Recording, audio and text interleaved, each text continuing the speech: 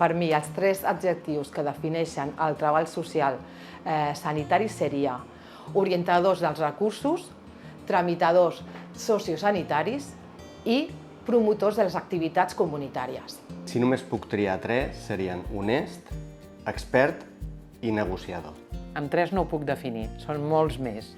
És una activitat holística, és una activitat reflexiva, pròxima, proactiva i resolutiva.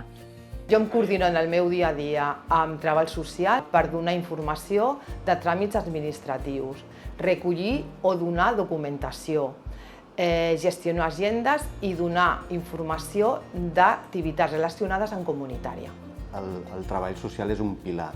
La valoració de les persones comporta indefectiblement el treball interdisciplinar en el qual el treball social ocupa un lloc fonamental.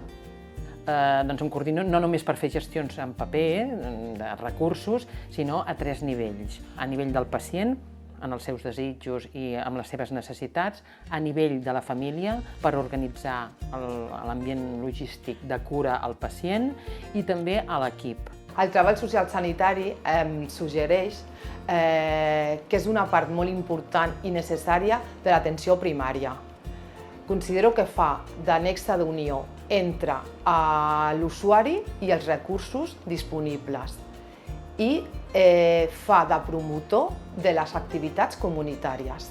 Em suggereix acompanyament, em suggereix guiatge, em suggereix resolució, em suggereix gestió de conflictes i em suggereix gestió d'expectatives.